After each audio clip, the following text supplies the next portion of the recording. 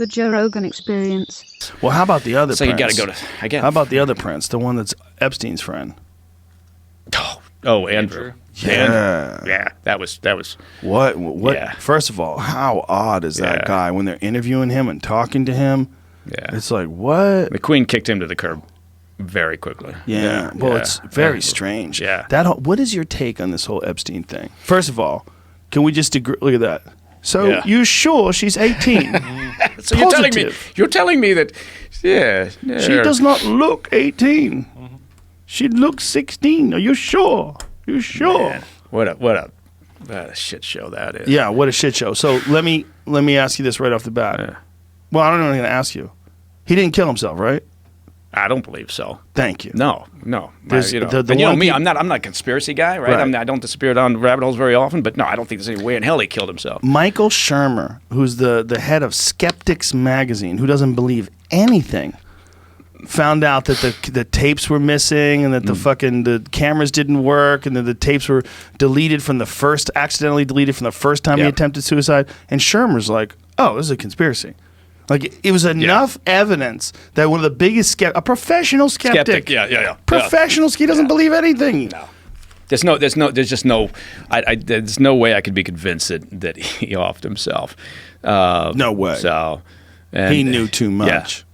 Yeah. And you know, it's astounding, but yeah, what a shit show. But you know, nobody's going to get to the bottom of anything.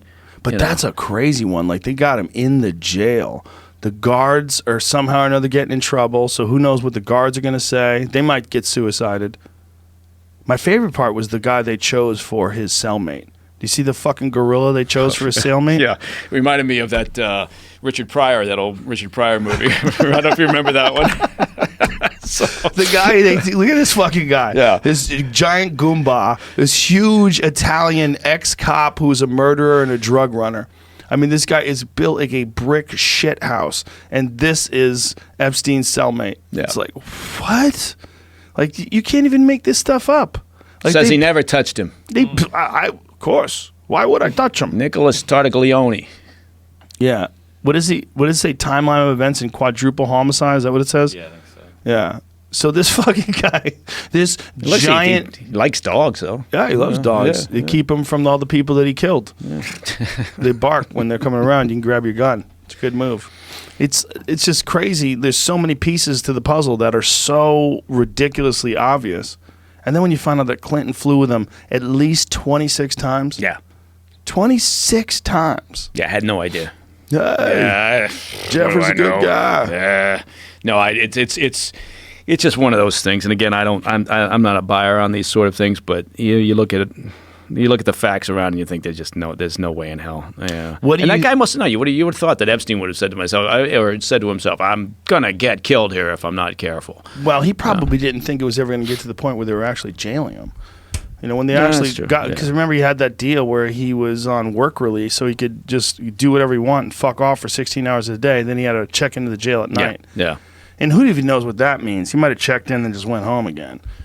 And it seems like they had set something up for him to make it very easy for him to be incarcerated for what should be a pretty heinous crime. I mean, he was You would think, yeah. sex with underage girls, Right. and Sex trafficking. Yeah, I mean, not sex just trafficking. him doing it. Yeah, Yes. I mean, it's just the extent to which, and so yeah. But then you look at I forget what her name is. His Giselle? assistant Giselle. Yeah, what is his name? Ghislaine? I don't know, yeah, Ghislaine something. How do you Maxwell. say it? What do you say? It has an S in it, but I've heard it pronounced with the S or without. So Ghislaine or Ghislaine. Okay. I don't know. Ghislaine or Ghislaine, whatever. G. depends. Let's Yeah. call her G Rocker. Yeah. So G Rocker's out there hiding in the bushes in Colombia or something, right? Where is she? Yeah, that's what I was going to say. I don't know. mean, she must be you would assume they've deposed her at this point, or She must have something. She must have some fucking kill switch where if the shit goes down, all the Clinton tapes come piling out onto the fucking floor of somebody Glenn must have Greenwald's house. You would think.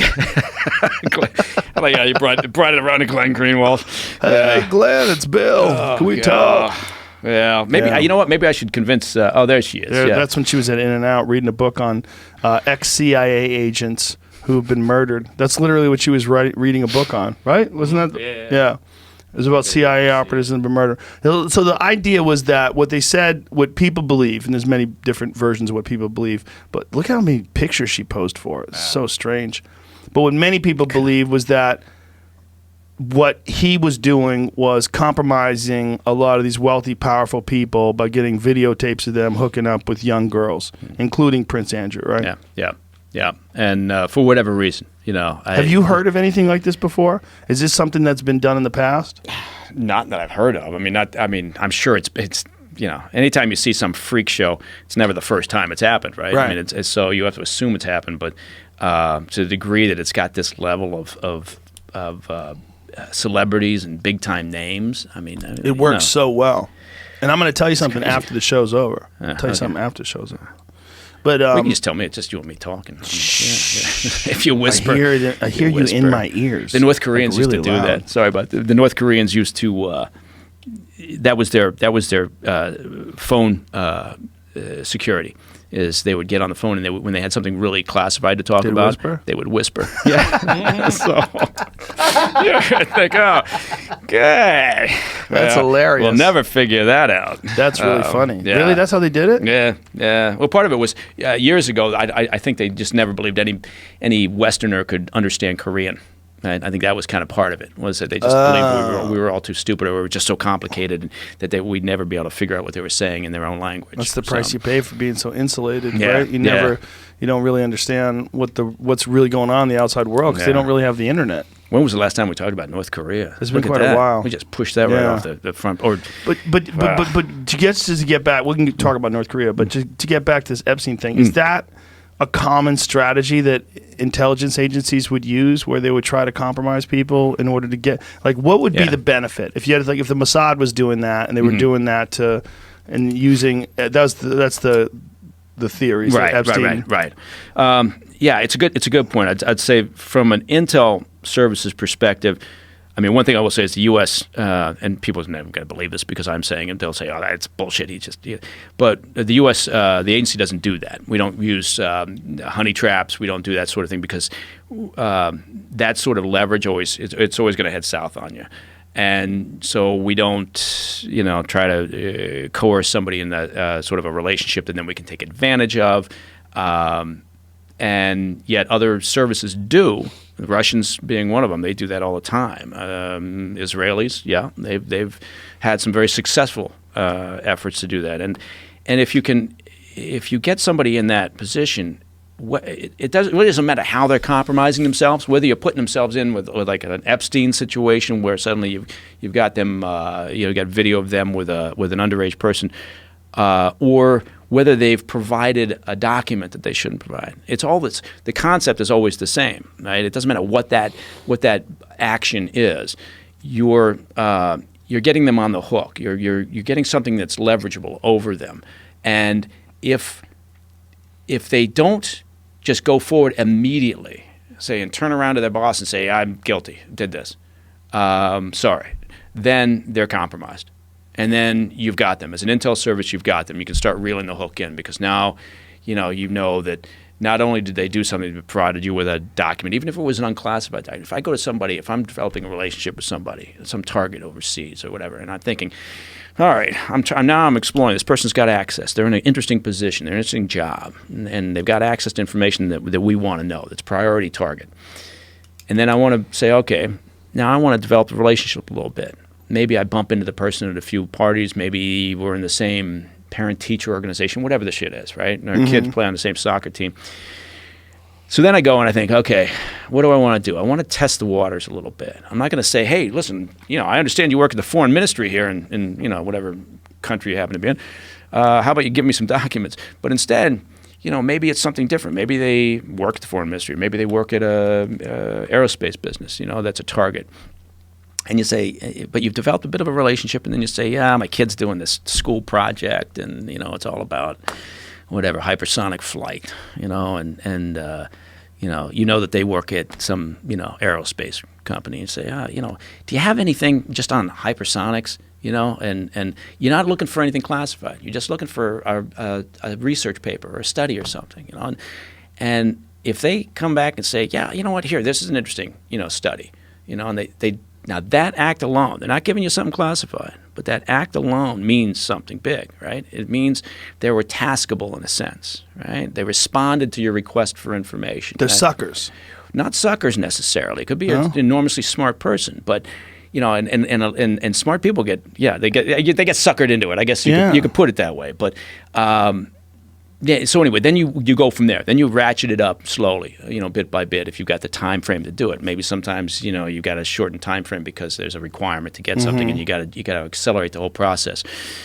Anyway, but point being is it's all leverageable, and Epstein was obviously getting leverage on all these different people for whatever his purpose was. What do you think? That's what the question was. Like, what could he possibly? A lot of them were scientists. He went with a lot of like celebrities. There was heads of state. I don't think he needed money. Right. Well, what was he? I don't know. I mean, maybe he just, who knows? Maybe he got off on sort of being the kingpin in this whole thing, it's a good question. It had to be funded, right? So I mean, there had to be something valuable that they were getting from it. I'm guessing. I don't know. It hasn't been spelled out to me. Yeah. I've tried to figure out the angle, but I get the idea of you would have leverage over these people, you'd have them in compromising situations, and then they would do things for you. But what would they do for you? Yeah. Like what is he getting Bill Clinton to do for him? It's a good question. And providing him with access, maybe he liked being close to, the seat of power, or maybe, he liked being close to what he thought was like a royal family member, maybe who knows? Because it sounds like he had all the money he needed. Right. So maybe it was that sort of access that blew his skirt up. I don't know, but it is interesting, but I don't think. I mean, look, it's just like been kicked to the curb. Obviously, they're doing the trial, I guess, to some degree, but I don't know where they stand. Nothing's going to happen. Yeah, nothing's going to happen. We've already swept it under the rug, and there's already news stories out that have got our attention. We forget about things so quickly today. The news cycle is so fast. When something happens, even something as ridiculous as the Epstein case, where it's so obvious that he was murdered, and then Michael Baden goes on 60 Minutes and says this is consistent with someone who was strangled. I've never, in all my years of seeing people hanged, I've never seen them with these kind of fractures. Fractures are indicative of strangulation. And that is one serious-minded dude too, right? Michael that guy, Baden, tremendous amount of experience, and he doesn't blow smoke up anybody's ass, right? No. He's very measured, and now obviously he was there on behalf of Epstein's brother, I guess. But anyway, it's one of those things where you think, maybe I'm going to put that down as something we should explore. I want to go visit that cop in jail. See what he's probably got a fur-lined cell Taglione? now. Yeah, he's got a giant 72-inch TV. Right. Oh, dogs with him. Yeah, all the dogs are there. What's happening here? He's got wire marks in his hands. Fucking tighten up on that. I mean, if you're going to get someone to strangle your cellmate, that's the guy, too. I mean, he'd fucking do it in 3 seconds. He's so big. Yeah, you don't want somebody who's got to take their time because they can't exert enough pressure. You want some pressure. Kevin Spacey dude strangling. It's going to take forever. Hold still. You want some big gorilla dude. Yeah. Oh, God. Well, I tell you what, if this new series I'm doing gets picked up for a second season, well, I'm going to recommend to the producers they put the Epstein case on there. Even though it's not quite in line with what we do, but still. Yeah.